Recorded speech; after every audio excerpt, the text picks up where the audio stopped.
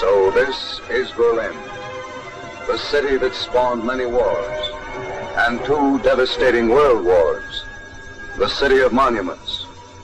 Yes, monuments to wars. Unhurt and undamaged in its previous wars, now ruined Berlin is all one monument. A grim monument to the war that in one form or another has vitally affected the lives of every living person on the face of the earth. This is the objective that men fought, bled, and died to get to. Now we are here, and it is hard to realize that the war is finished in Europe. Great authors, philosophers, men of letters will attempt to record this for history. Another qualified to tell the story is the foot-slogging soldier. He was there.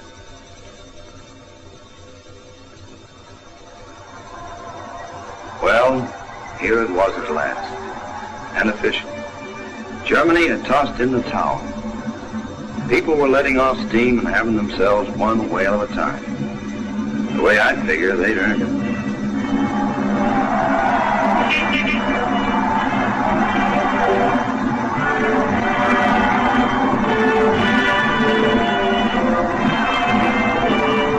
Standing on the corner and watching all the fun made me feel good. And yet somehow I couldn't get into the swing of it.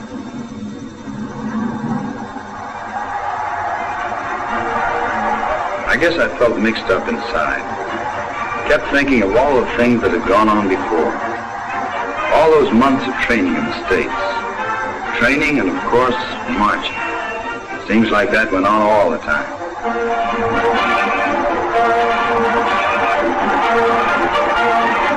And one day somebody blew a whistle and we piled into a ship. Days later somebody blew another whistle and we piled off.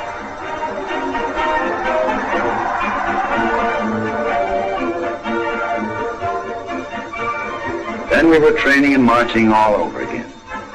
Only now it wasn't Louisiana or Missouri. It was England.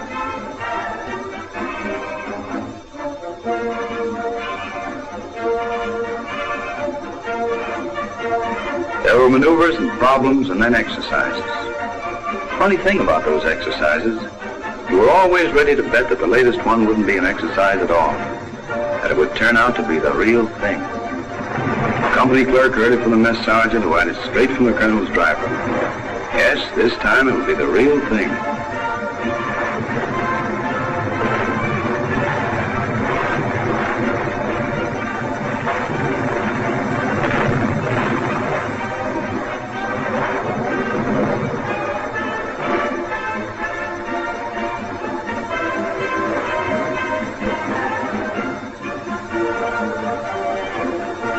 No matter how many times you were wrong, you were always ready to bet on the next one.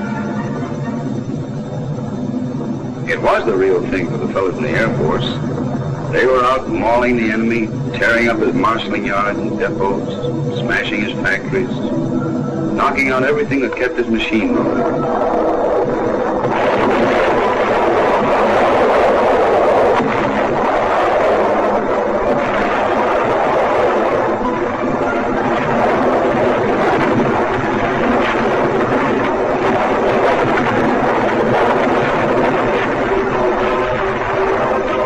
And ground batteries used to hit back. The Air Force kept right on dishing it out to them.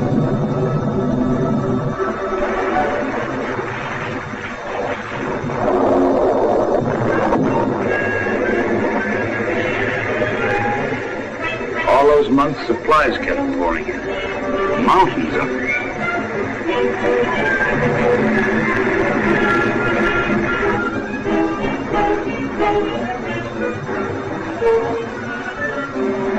The English used to kid us about it and say their little island would break up and sink under all that weight. Big stuff like locos and tanks.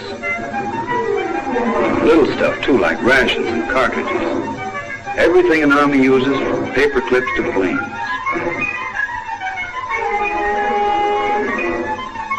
Lots of planes.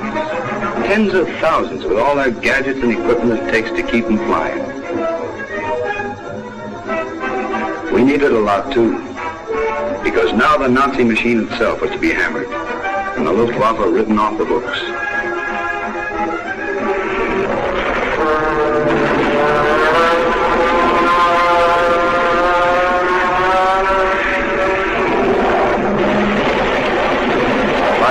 and communications ripped to bits.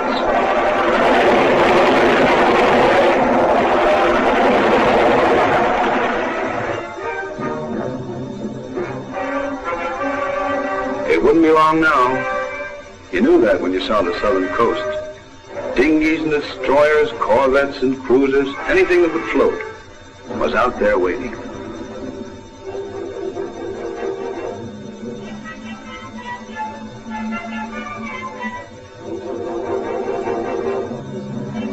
This time when loading began, there wasn't any betting. Couldn't find any takers. This time it was the real thing.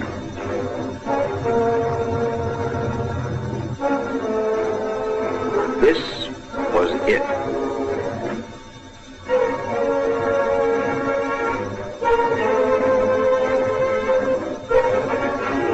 It felt good to be doing something after all that time hanging around the embarkation area.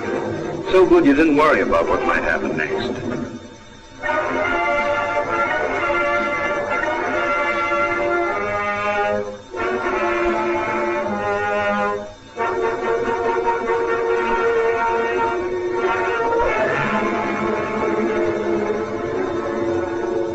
Cheerio, chum. See you in Berlin.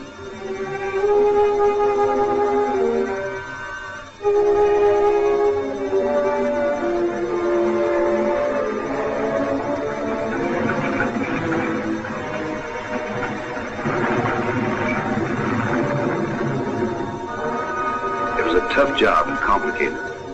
Those Navy men sure knew how to handle it, but we hadn't seen anything yet.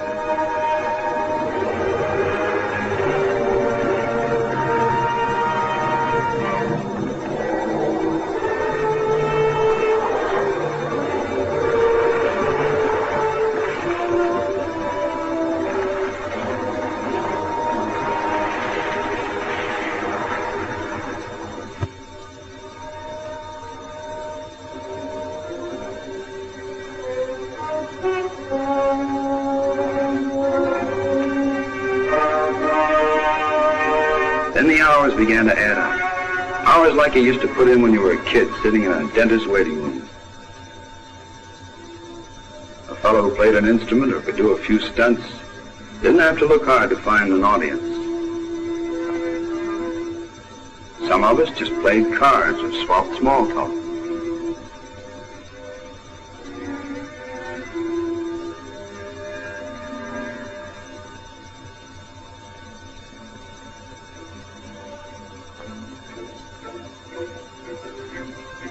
And there were eager beavers, too.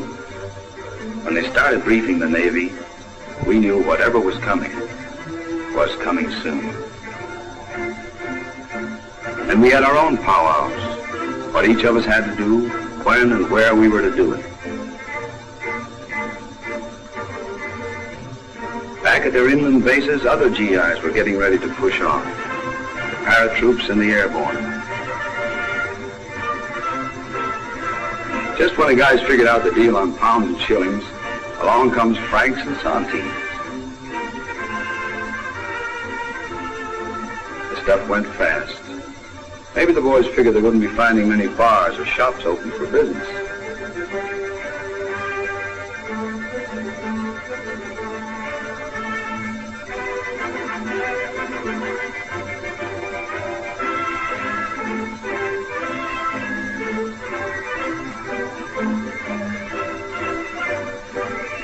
Pretty soon, the men began to drop out of the games.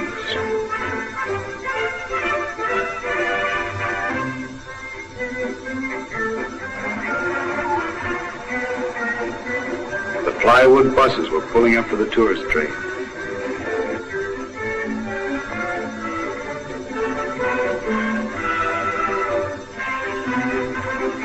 Then the big boss himself showed up.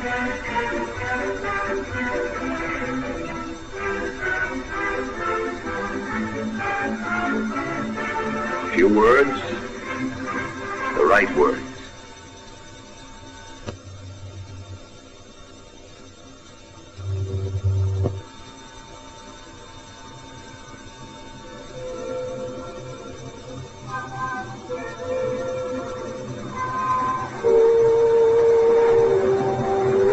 Not where we were lying. flying, more and more shipping was on the move.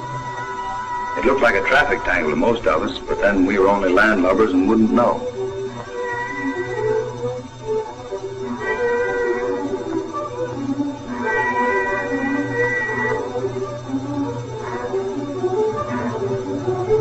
The go-ahead signal was given the men who waited in planes and gliders.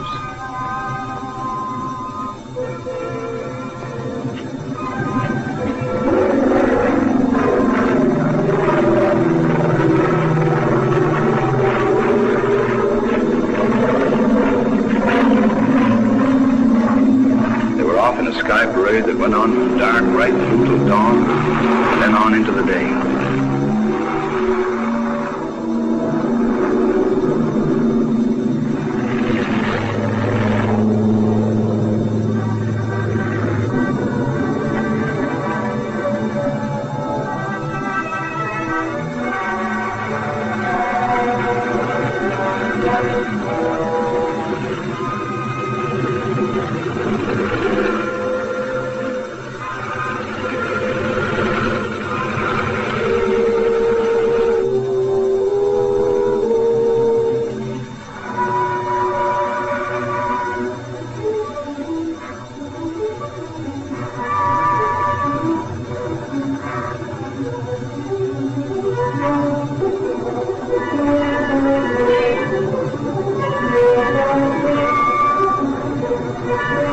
A little island of mild and bitter, of weather they liked to kid about, of tidy farms and narrow lanes, was getting smaller and slipping away.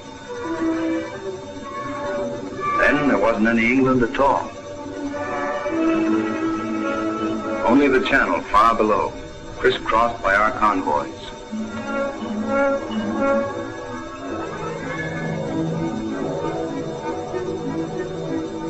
When we heard the motors or spotted them overhead, we knew it was time to stop counting those hours.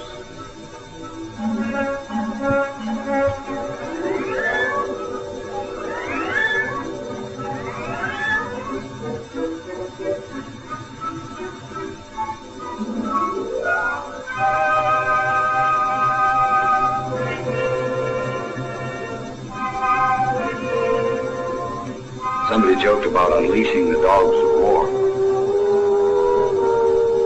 There was nice courage in a cigarette. And in the air cover we'd all been hearing about and now could see for ourselves.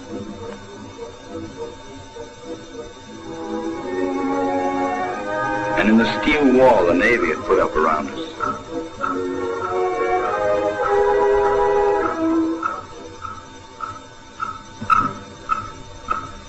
And in ourselves.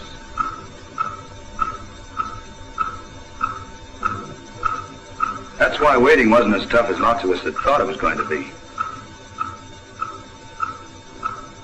And then, it began.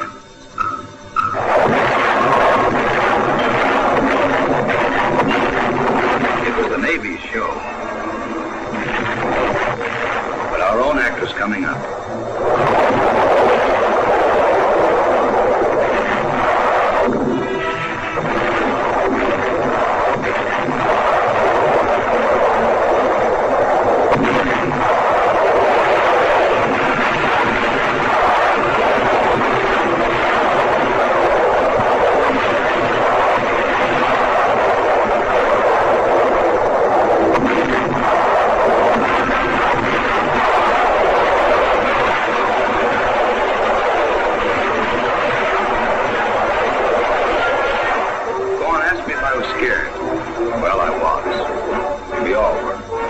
That made things easier.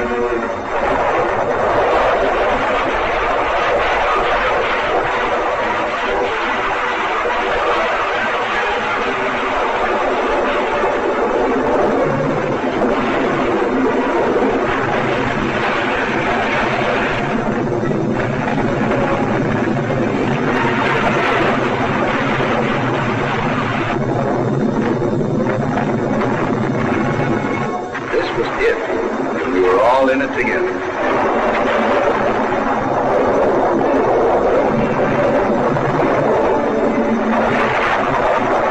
This was what we'd been planning and training for.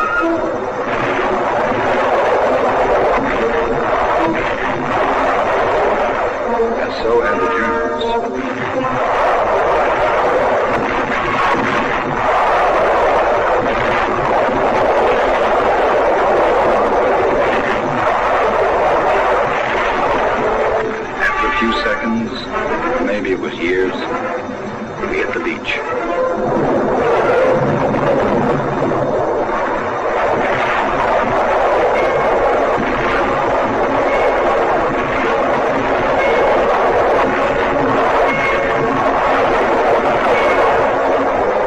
We were still in it together, those of us who made it.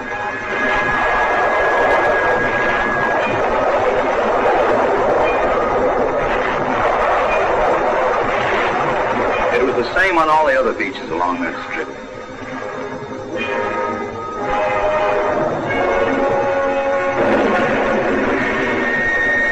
We'd proved something too. I mean to ourselves. Now we meant to hold on.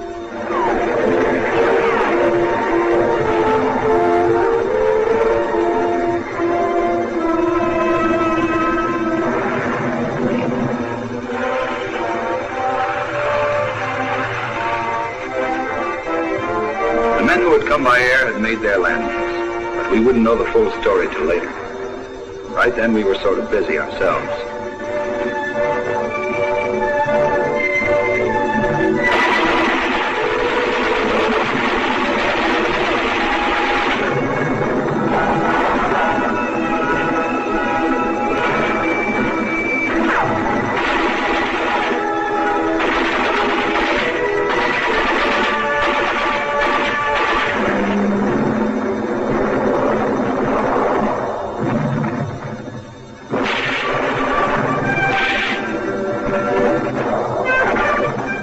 Troops and airborne had been hacking away at the enemy behind his lines.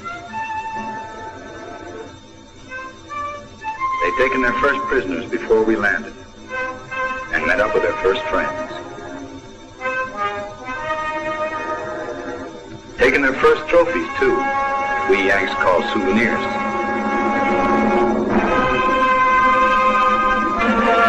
The Nazis had been pushed back, and along the beaches, man-made forts were mushrooming up. Into them were pouring supplies, material, manpower.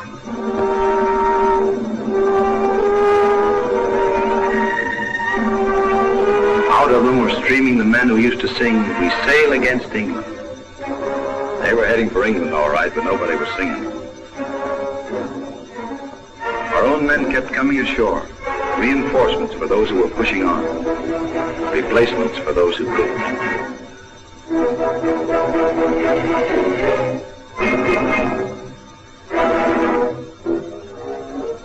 Then the advance became a trail of smashed towns and crushed villages on the road to Cherbourg.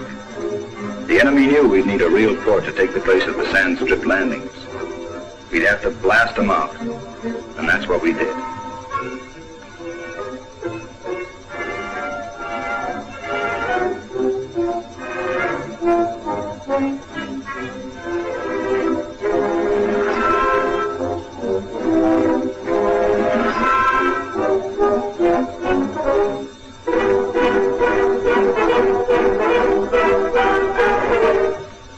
Homes you had to flatten. It made you feel good to come across plenty who understood why. Who knew you came as friends.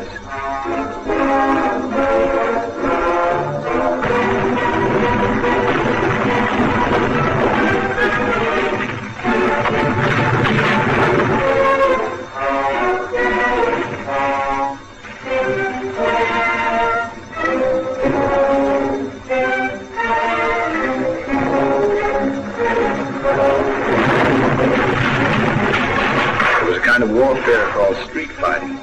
There were scraps in the open. Then, one day it was over.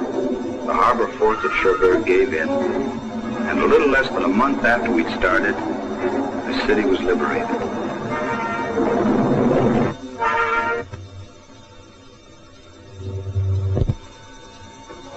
Our first real haul in top German brass surrendered to General Collins. We had an old-fashioned 4th of July with fireworks, or Adolf.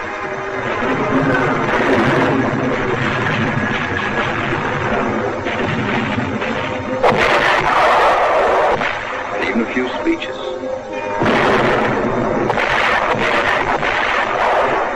French are a funny people. They celebrate their 4th of July on the 14th and they call it Bastille Day.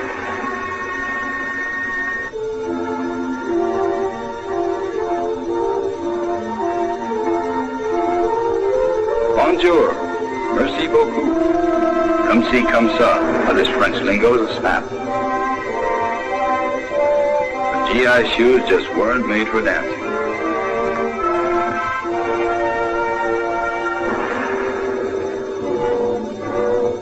And so we started out again.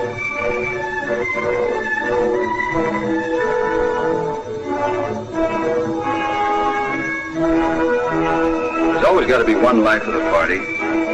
Sometimes it's a good thing.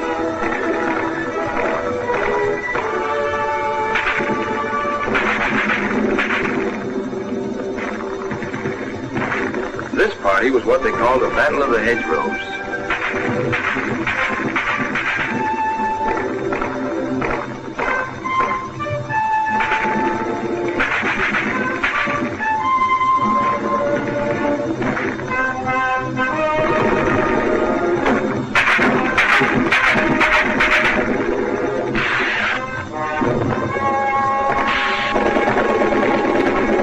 Came in from miles around. But it wasn't our idea of a good time.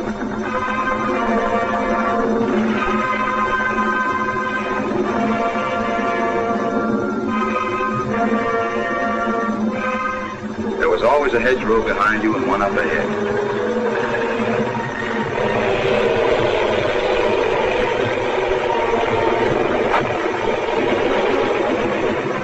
And when you cleared the very last one, there'd be another one waiting.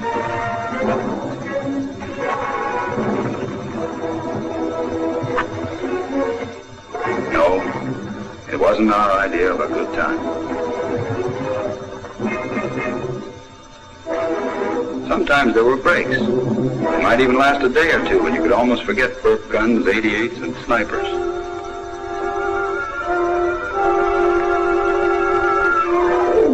Almost. But not quite.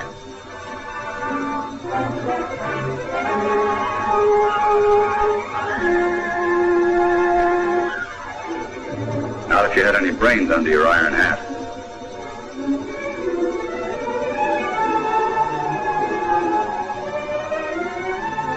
Church was where you made it. And religion meant more to men who believed. I guess that was because we never knew what might be coming up next.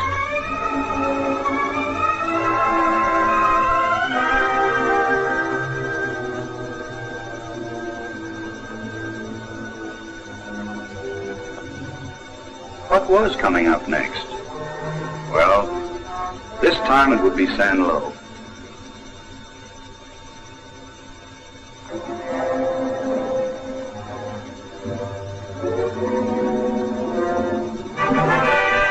Be an artillery barrage. Like marching with us, there was the same old routine for those fellas every time they set up. Maybe hours getting ready to fire 5 rounds, and all the while staying put in one spot, like clay pigeons.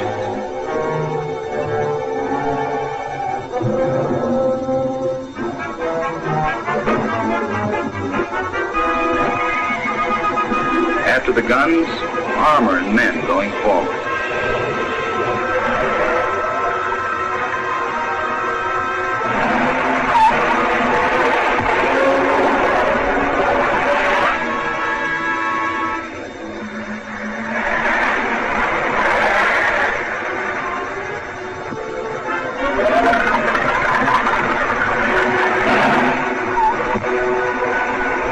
Then edging into the town itself.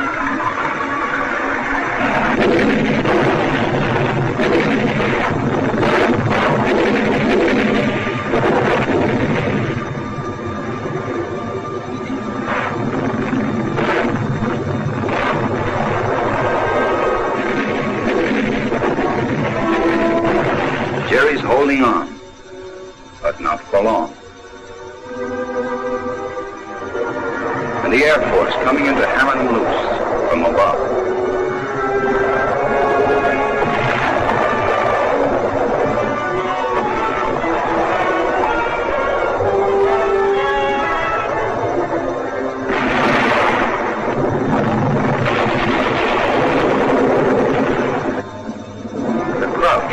onto mounds of rubble and piles of wreckage. It'll be a good try, but only a try.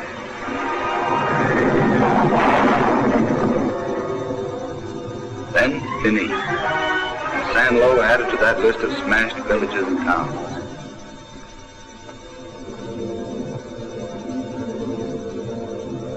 Sanlo stopped being used, and it was Patton.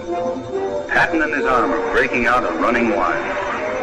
The Third Army moving on wheels and tracks to join the Canadian 1st and British 2nd at the Palais Trap.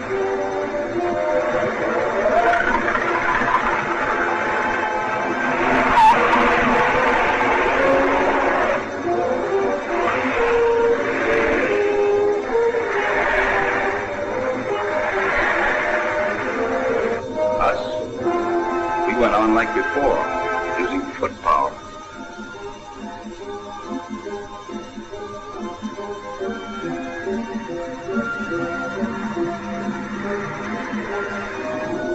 Someday I'm going to round me up some tank men.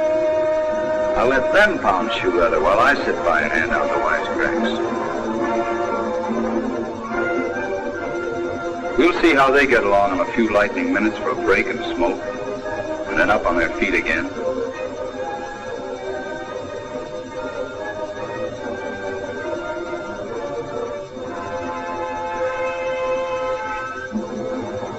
That's what it was for us.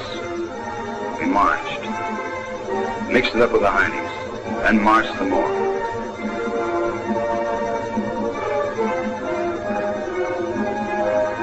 We marched clear across France, marched right into Paris. Then we had a parade.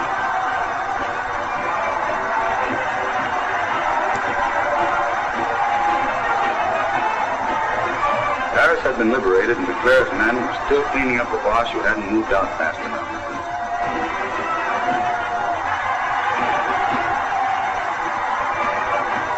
It was like a hometown welcome along the Champs-Élysées.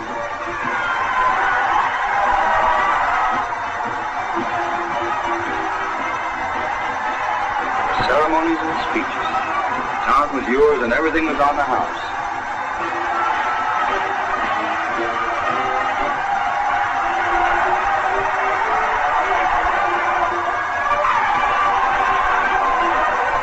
Just a place to settle down for a good time and a little rest. But no, we kept right on marching. Right through the city and out again. Oh, my aching foot.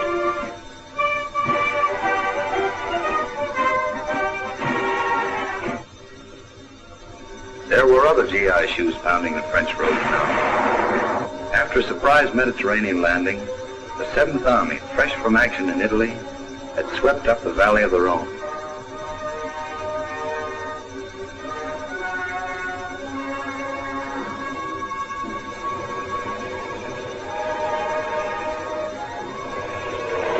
Lyon had been liberated. For us, there were more towns with names you couldn't pronounce, and that all looked alike.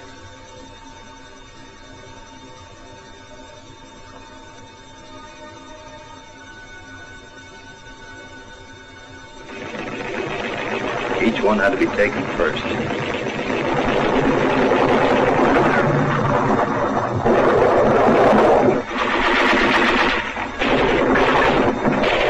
And that's why they all came to us.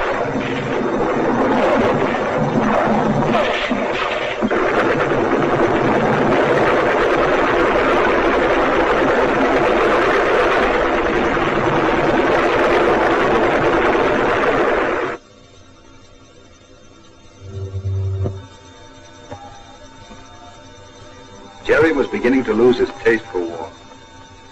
We could tell by the way he began coming in bigger groups, and minus some of his cockiness. He was taking a clouting wherever he stood to fight.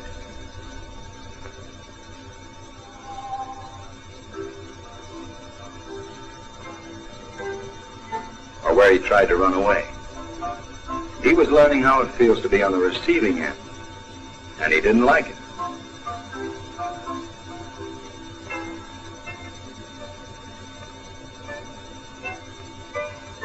There was one batch of 20,000 gave up, along with all their equipment. bad day's work.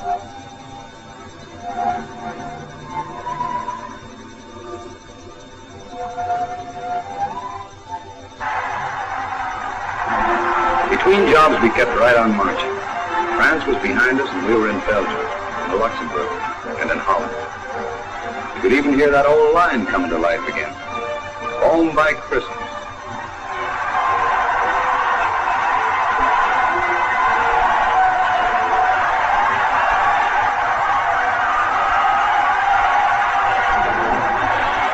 The enemy was folding, and you were beginning to get a bang out of this hero stuff.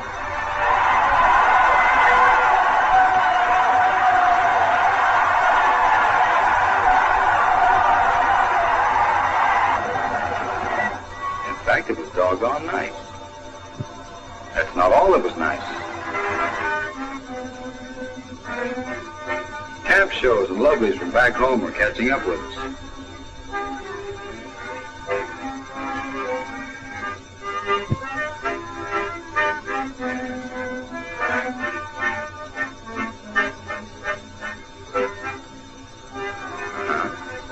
Nice. The wolf pack thought so too. Bing came over and lots of others. It made us feel even closer to the end than to home.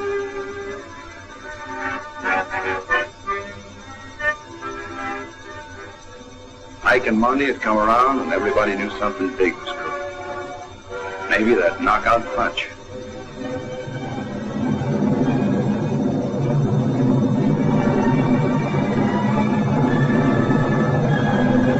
The something big was an airborne invasion.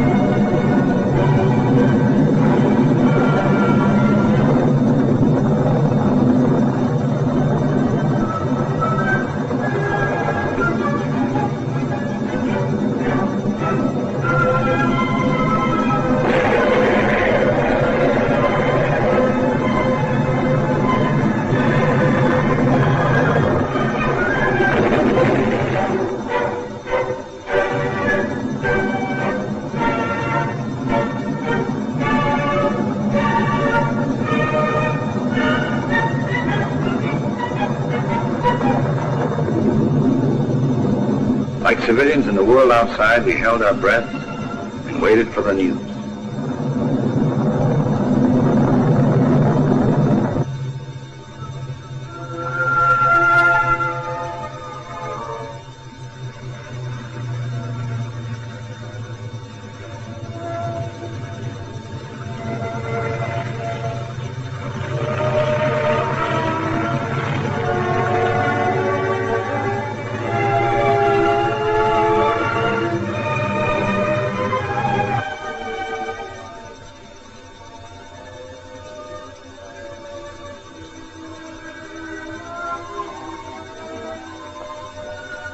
The bridge at Nijmegen and the other 2 points of a triangle bounded by Arnhem and Eindhoven would give us a hold on the Rhine and the country beyond.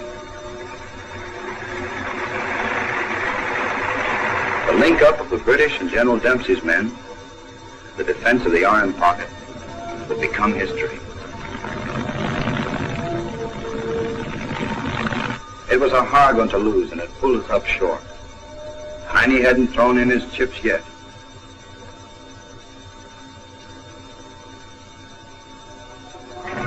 There was good news to the south. For the first time, a major German city was getting its taste of battle.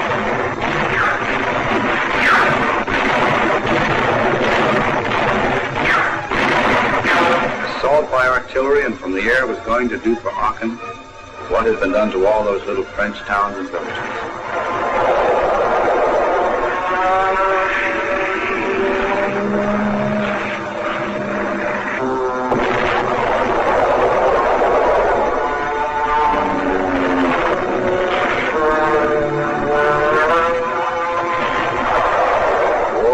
To Germany. It had stopped being a newspaper story about other people's homes.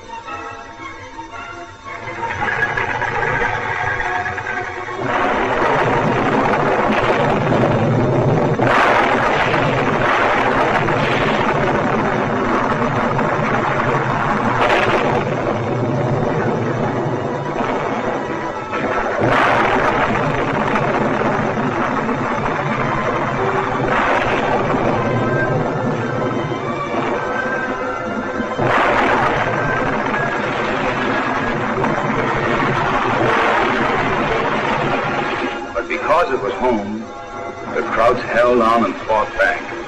And we, who had been marching, went into the town to tear them out.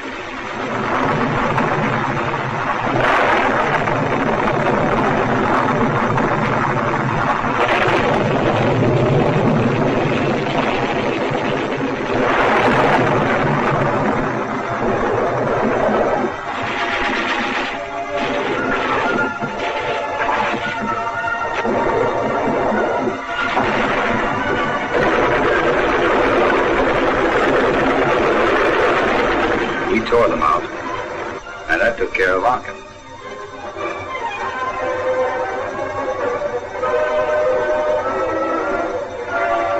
The refugees looked like all the others we had seen. Maybe some of us even felt a little sorry for them, because we didn't know then a lot of things we were going to learn later.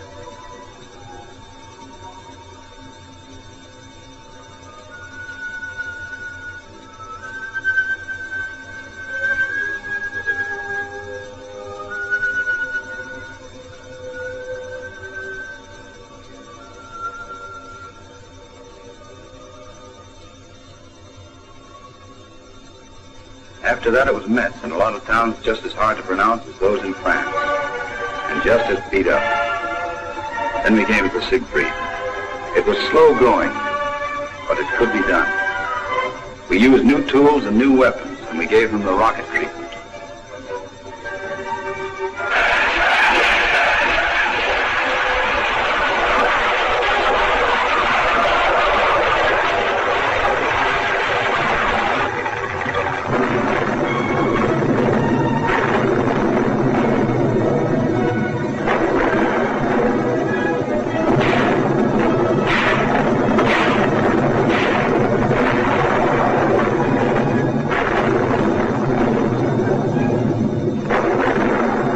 The Nazis decided life could be beautiful on the other side of those launches.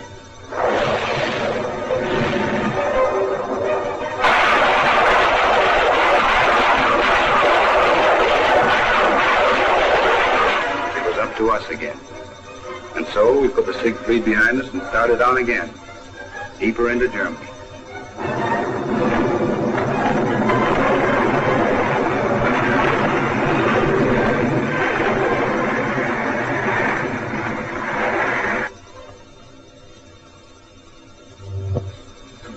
We weren't heroes now. We were hoodlums, gangsters, just like the Fuhrer had said.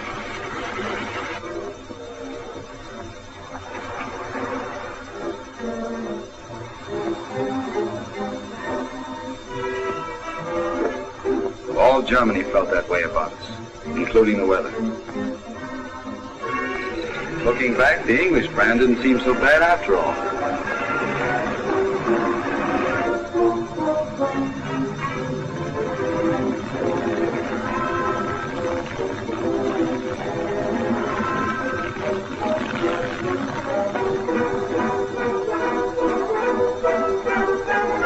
Sometimes a fellow should have stood in bed and had his meal served there, too.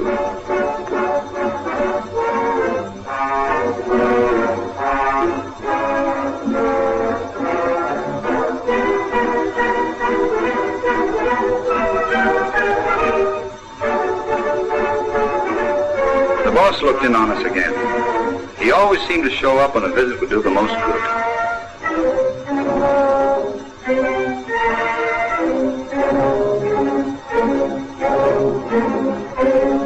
Wherever they could, the Heinies used to help out the weather by pushing over a few dams.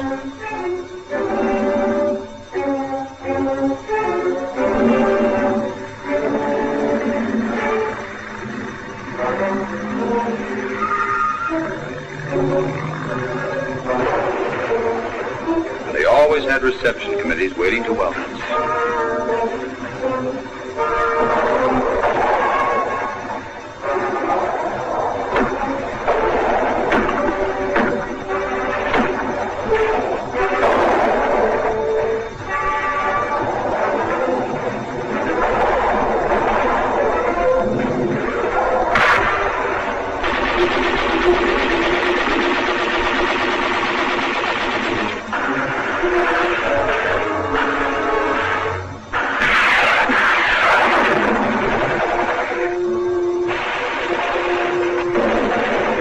played too rough, the way some of them carried on.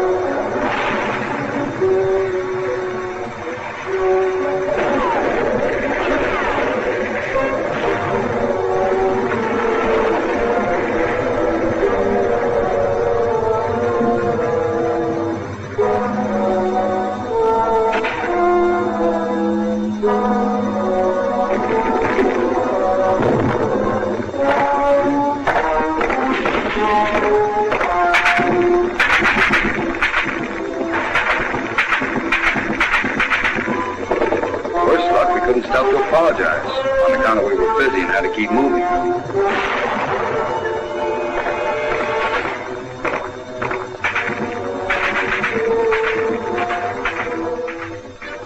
One day we passed some nurses with a liberated sled. It was a reminder that the holidays were just around the corner, and the young man's mind just naturally turned to his winter wardrobe.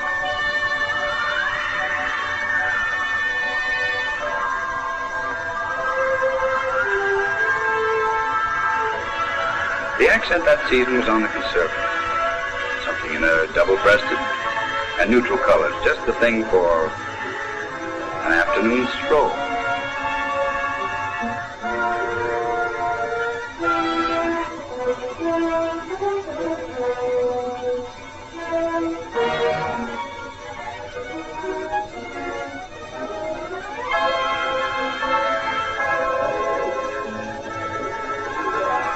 Thanksgiving came, featured by dinner parties. K&C rations for most.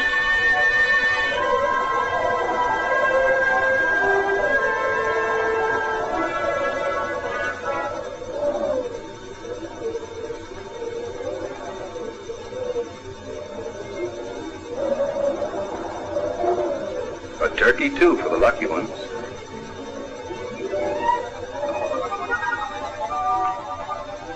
After dinner, everyone turned out to see Army play Army.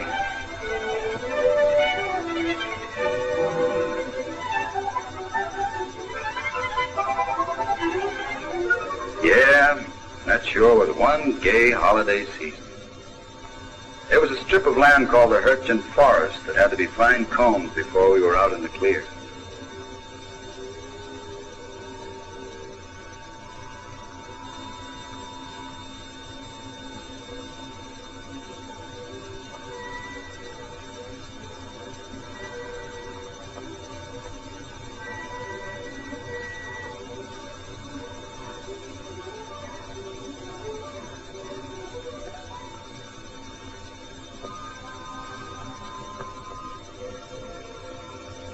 It was still war, and nobody had proved that a man named Sherman was wrong.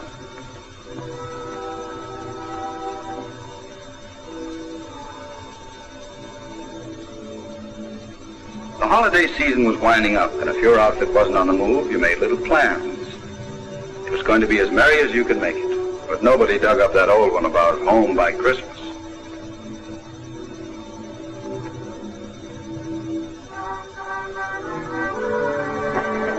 For most of us, a Merry Christmas never did come off. The Krauts had pulled another one out of the hat. The Ardennes breakthrough.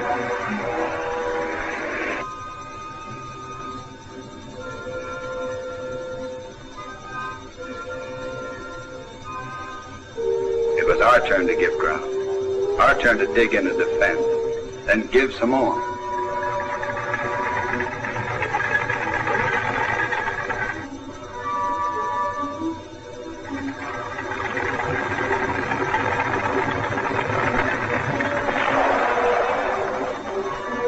People who had come back to their villages were on the roads again.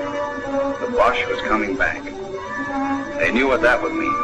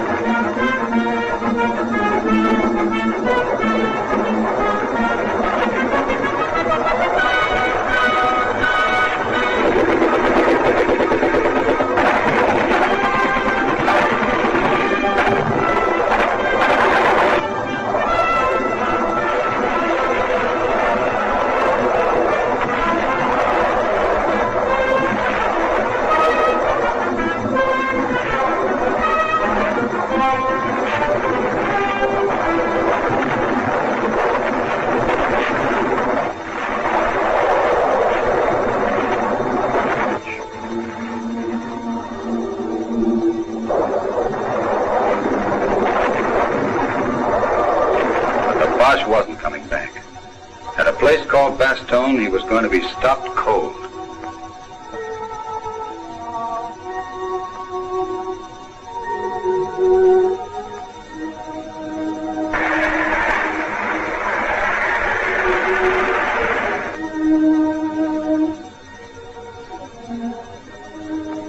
He might try to wriggle through wearing our uniform, but it wouldn't work. He couldn't wriggle through and he couldn't blast his way through. He was stopped.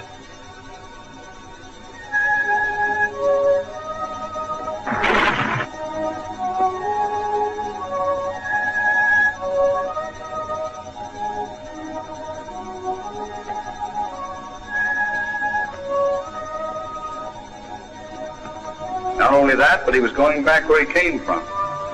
We were going over to the offensive and we were going to stay on.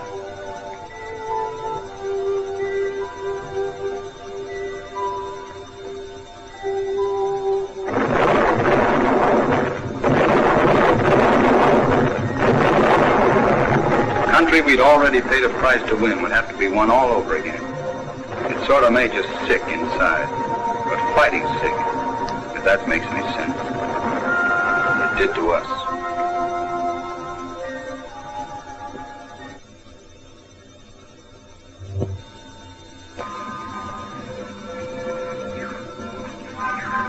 It was slow going, and we were fighting for ground that could be measured in half acres, sometimes no bigger than a truck farm or a garden plot.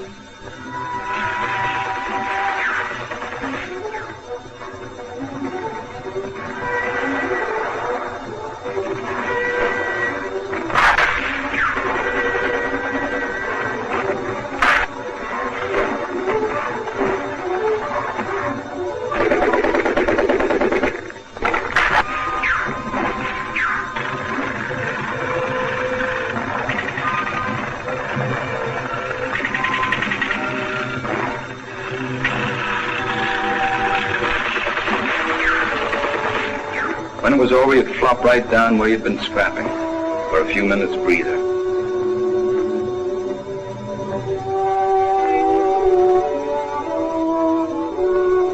Then go on to clear another patch or push the Nazi down another hill.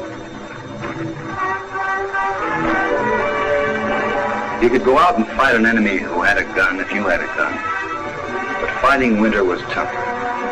There was cold that froze a man who stayed put too long. Wet that rotted clothes and equipment, and snow that dragged you down. We fought on against the Nazis and held on against the winter. The battle for half acres was winning back towns. And so we kept on, marching, of course.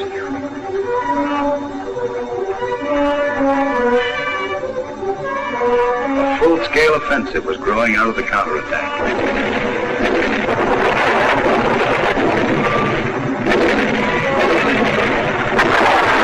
The bulge was shrinking.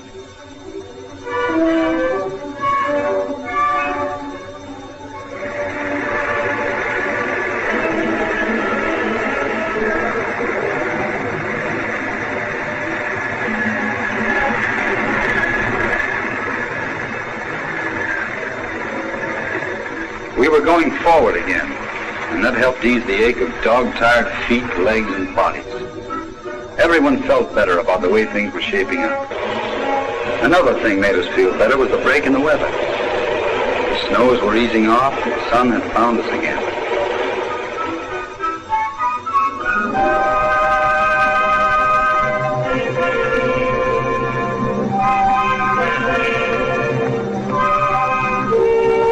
That weather was just what the doctor ordered. Yeah, good old Doc Goebbels.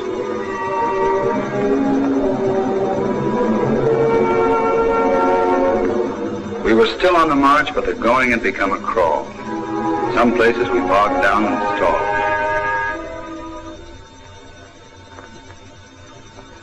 Sure, the bulge was growing smaller and we were getting a good bag every day.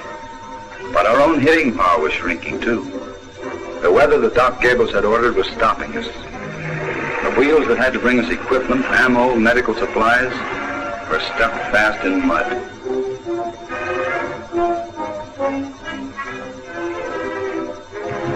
But von Rundstedt wasn't the only one who could pull tricks out of a hat. There wasn't mud up there, so the things we needed started to roll in by air transport.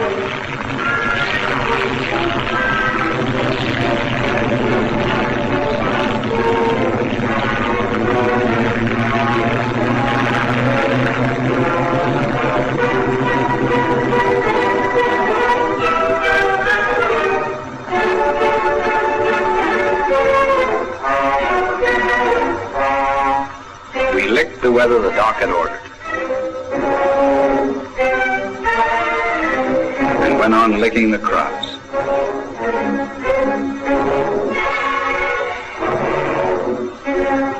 It must have been a pretty good job, too, because pretty soon there was no more bulge, and the only heinies left were real well-behaved and didn't give us any trouble at all.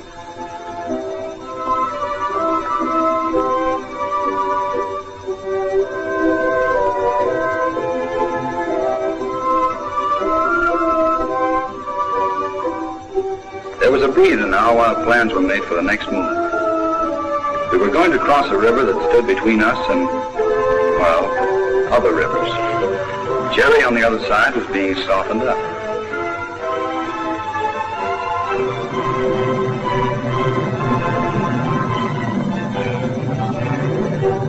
What was left of the Luftwaffe was to be chalked off too. We liked that.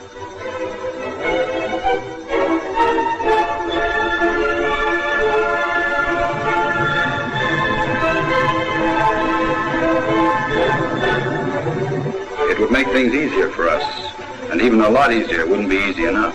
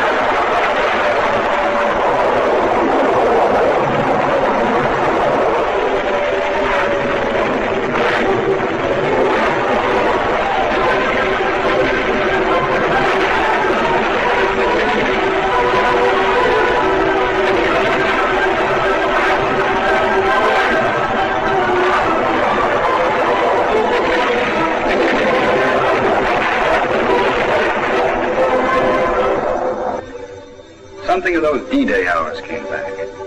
We were all in it together.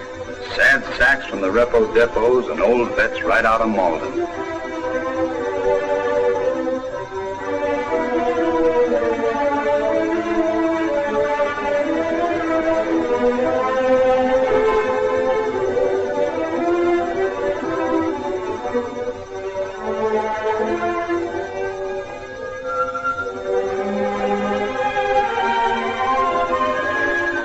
Then we hurried up and waited.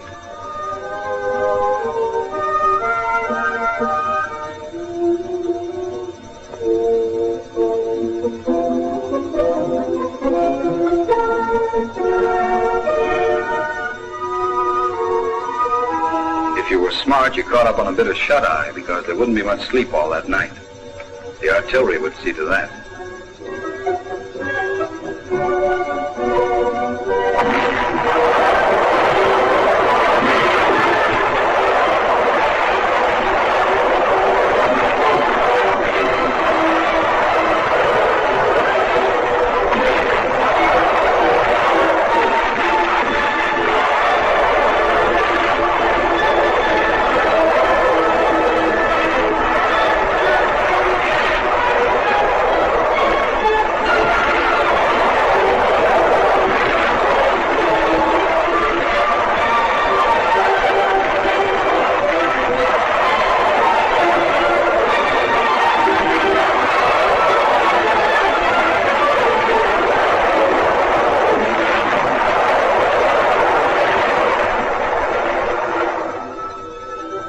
somebody started smoking French tobacco.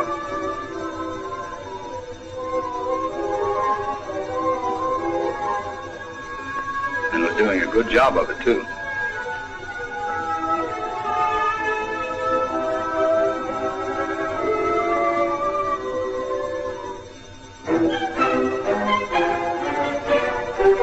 Under that chemical blanket, the tubs could be hauled down to the river.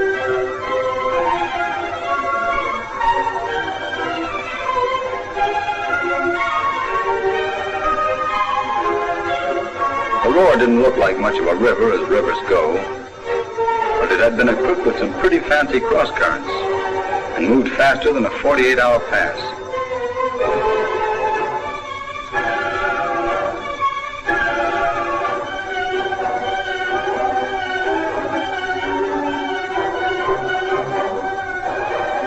Folks on the other side weren't very friendly.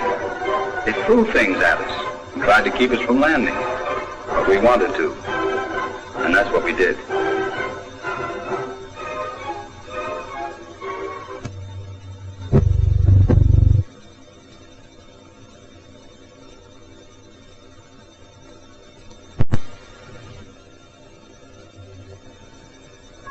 Anyone else can you carry on for those?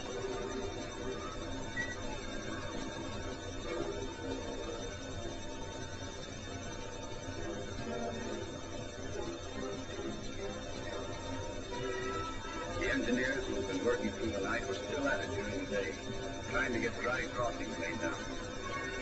You couldn't tell them that the Roar wasn't much of a river, as rivers go.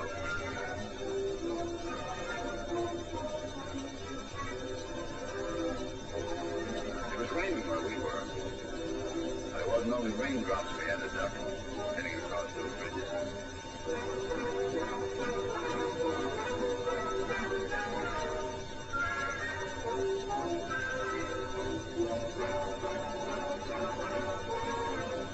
Gosh, well, could get hurt. There wasn't much left on the far side, but enough for the enemy to dig in and make things unpleasant. The fellow had to keep his eyes open every minute. Even so, a crouch behind a pile of rubbish could let him have it.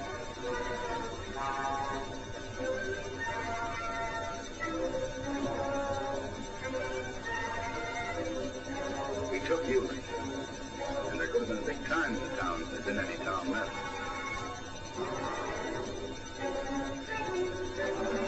Matter of fact, there wasn't much time.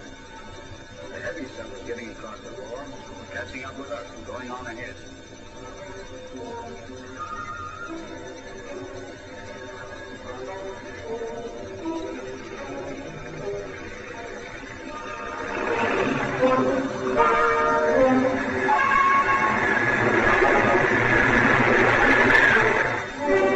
Advance units were spreading out on the plains before Cologne.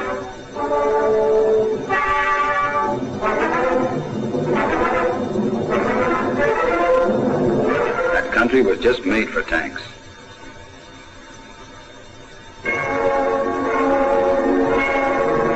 I guess for walking too, because we were there.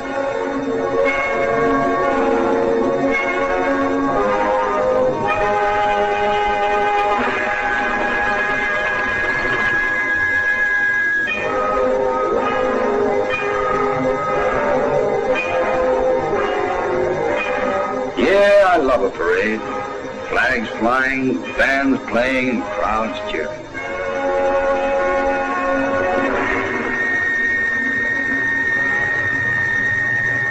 We weren't wasting sympathy anymore.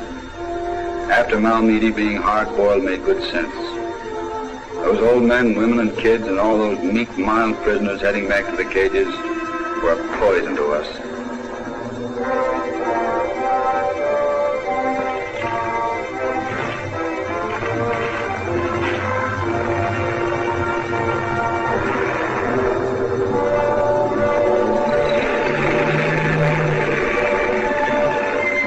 He wasn't ready to give up Cologne. It was too important a town. So we brought up some new arguments to help change his mind.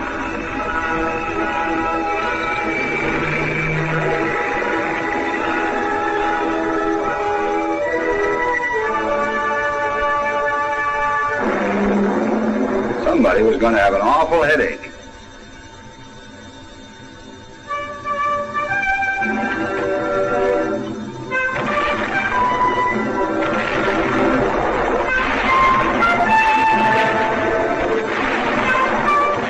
people.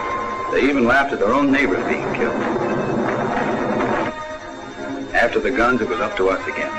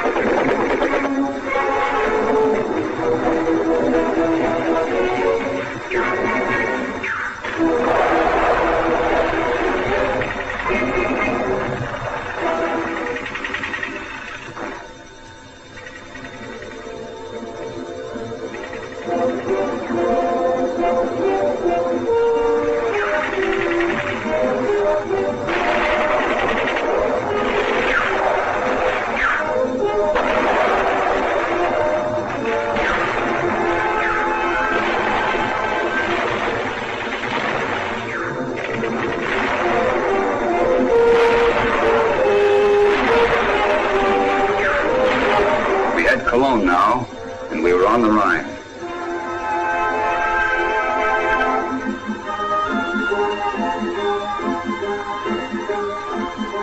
Big news broke at Remagen. Call it a lucky break if you want, but the way I figure, everything that happens is a break.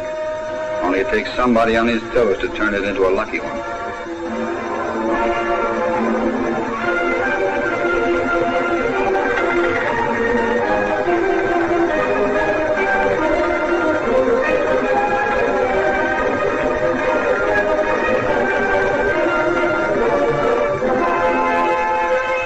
Yanks had gone across the Rhine, but it had cost plenty to stay there. Old-timers who'd seen action in Italy said it was like Anzio. The medics had a job on their hands, but it had always been a job from D-Day on. It took guts to go out where things were popping the way they did. The Red Cross might be a protective marker, and again, it might be a nice, clean target, easy to spot.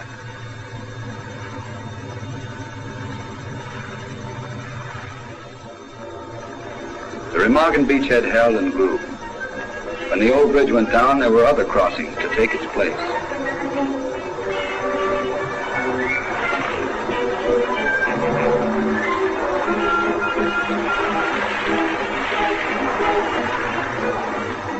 When we finished, the only thing German on the other side was some valentines left behind by the local comic.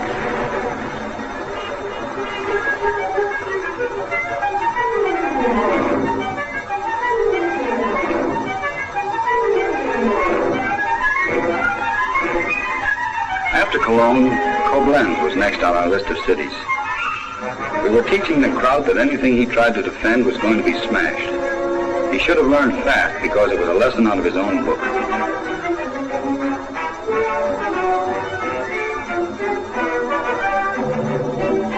We were reaching the river at a lot of points in that sector, and that meant the German line between the river and Saarbrücken was breaking wide open.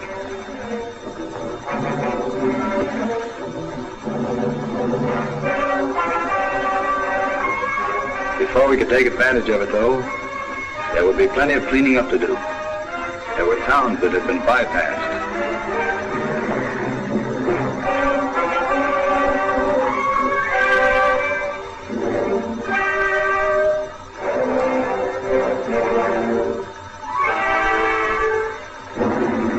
And pockets of enemy to be mopped up.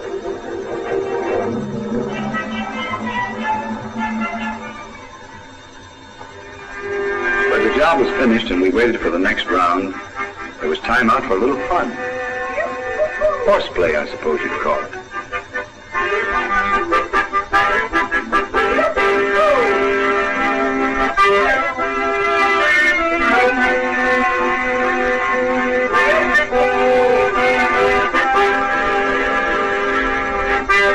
Hitler Youth just couldn't savvy.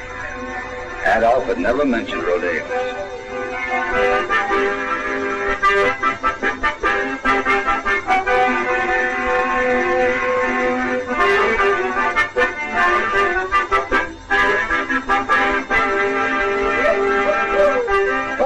fun in our decadent democratic way.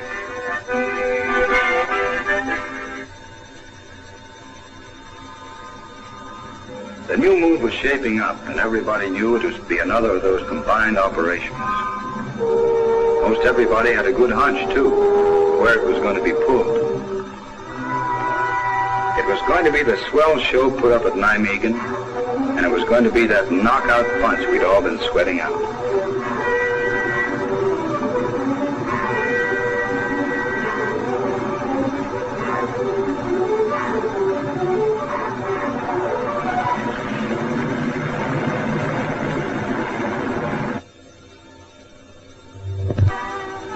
More than 3,100 tow planes and gliders were in on it.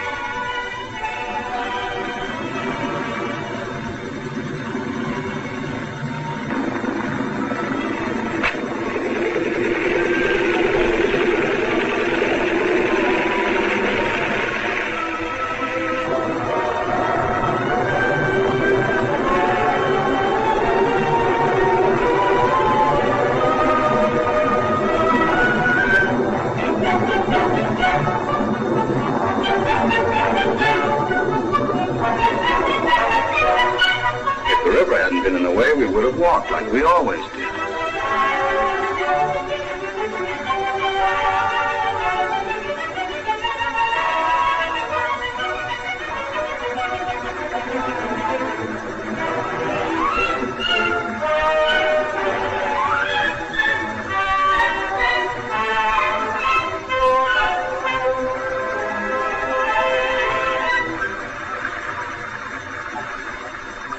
Down to meet us was the Navy, our first meeting since D-Day.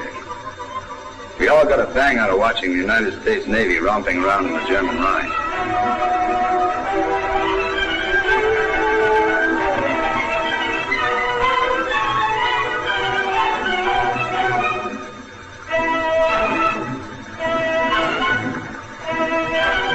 Well, maybe romping isn't the word. The crossing might have been a pushover some places, but at other points, the Krot was pretty sore about his sacred German river and all that sacred German soil behind it.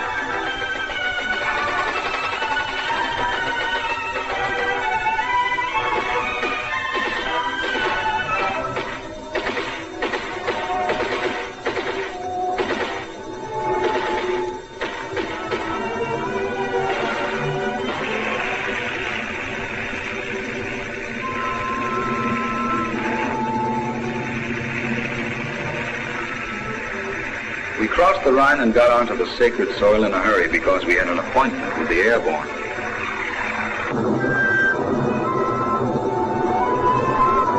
They were coming over in droves.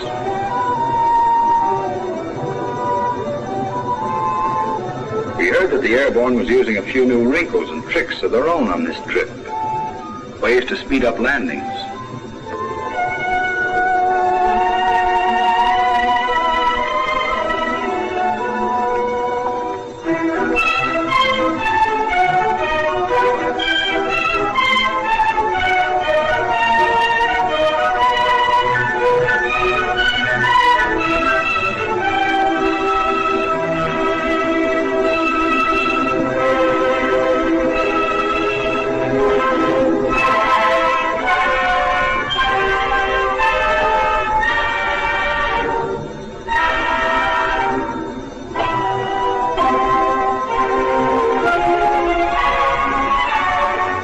Bridgeheads were secure, and the engineers had worked out some new twists too, besides using the old ones for getting more manpower over.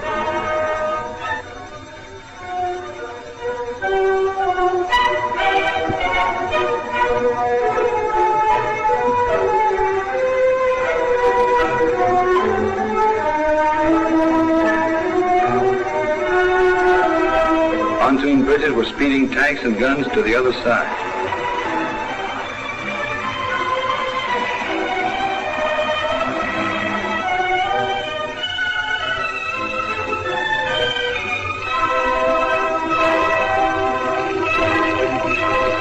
This was that knockout punch, all right, and there was plenty of steam behind it.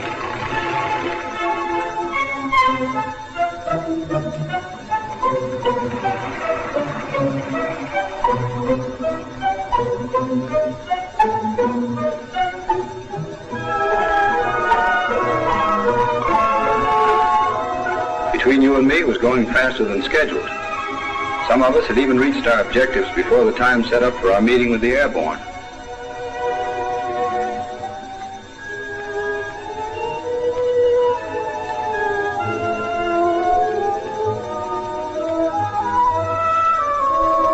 More and more Heinies were deciding that a soldier's life isn't the easy way to make a living.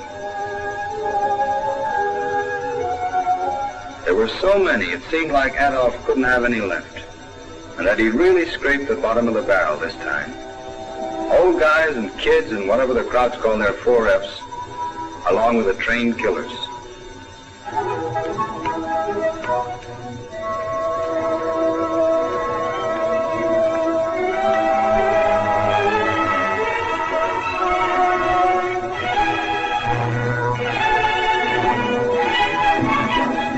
Pouring in from all over the countryside with all the fight out of them, glad to be in one piece and happy to lie around meek and quiet in the sun. Little lost sheep, little lost black sheep.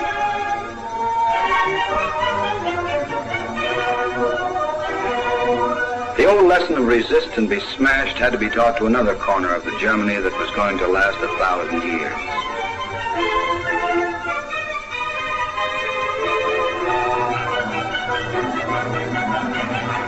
Some towns caught on fast, and when the Wehrmacht cleared out, the Volkssturmers threw away their guns and went back to their shops.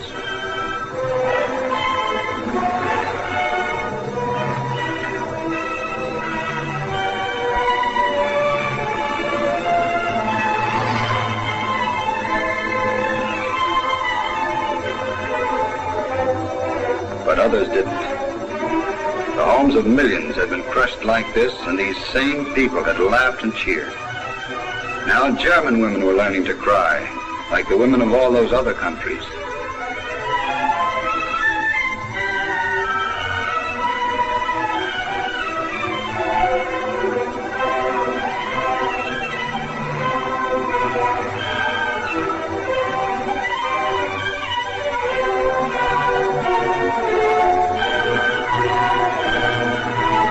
London, Warsaw, Rotterdam, Stalingrad, and all the others were being brought home to the people of Wesel, the people of Würzburg, the people of Essen.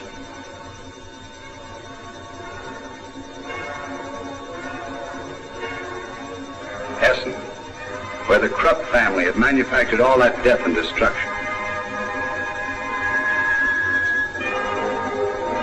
The planes which had carried so much of that death and destruction littered the country wherever we went.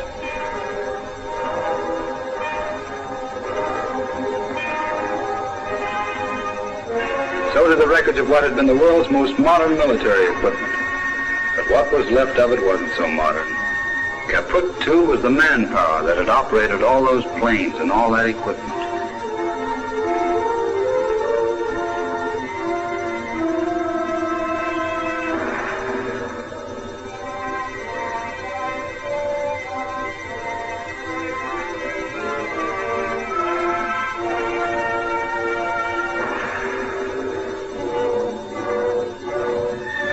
Getting close to the final curtain.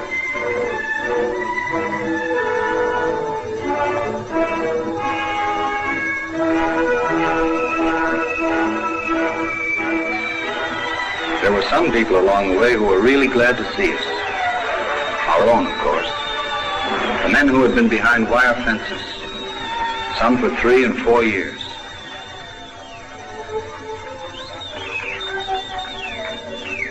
For many of them, we'd come too late.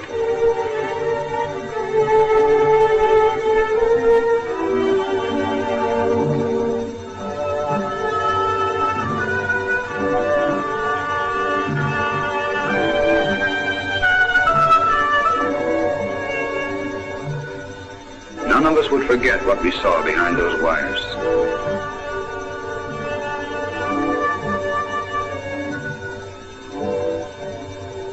Germans worked next to them in factories and fields, saw them marched from and to the camps each day, helped guard them. But you couldn't find a single Heine who knew what was going on.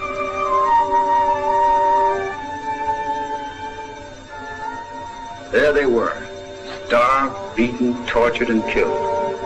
But nobody had done it. was just some of that wicked anti-Nazi propaganda.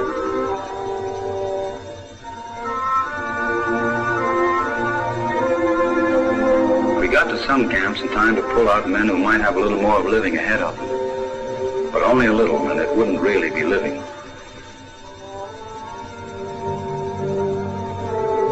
Adolf had ended poverty in Germany for Germans. We knew how.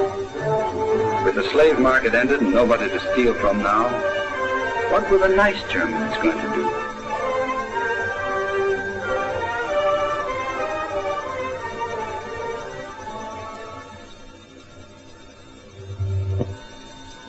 Why, sure, they'd steal from each other.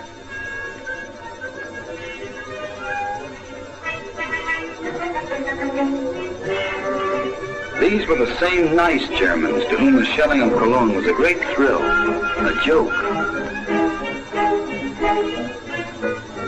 The French, the Dutch, the Czechs, the Poles, the Danes never thought the Germans were very good neighbors, and said so. We read the wrong papers and called it propaganda. Well, now we could see. The gag about discipline, and that one about Superman. We had the proofs on them, too. It was only a few weeks before the end when the news hit us. We'd lost a good friend. The world had lost a good friend. It didn't seem fair with the job almost finished.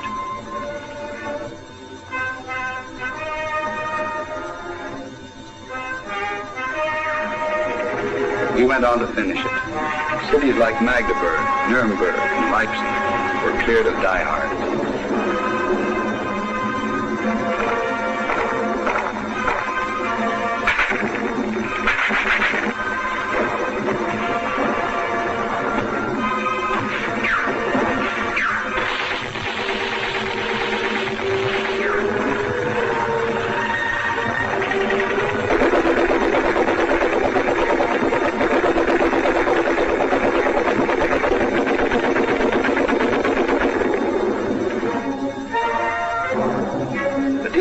The fewer Nazis we found. Some places there were only nice Germans who were glad to see us. Then one day we came to a river. And on the other side of the river were the Russians. Maybe that wasn't a day. It meant the job was done. No more Heinies up ahead, only friends.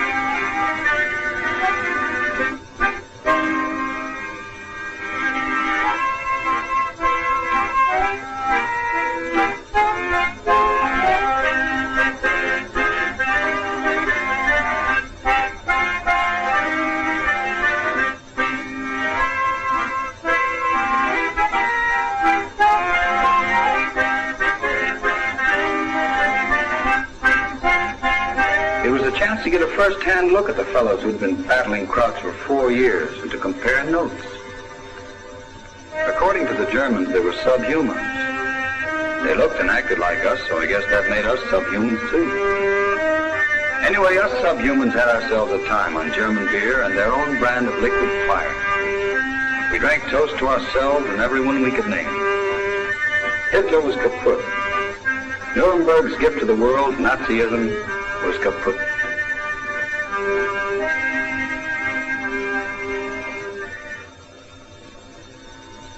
And the big Ballyhoo Park, where the new order got started, looked just like another good place to throw old razor blades. It must have been a terrific place to put on a show and whoop it up for the boss men. Today we own Germany, tomorrow the world. Says who? Why, a fellow would walk 1,000 miles through hell and high water to call that bluff. And that's just what we did.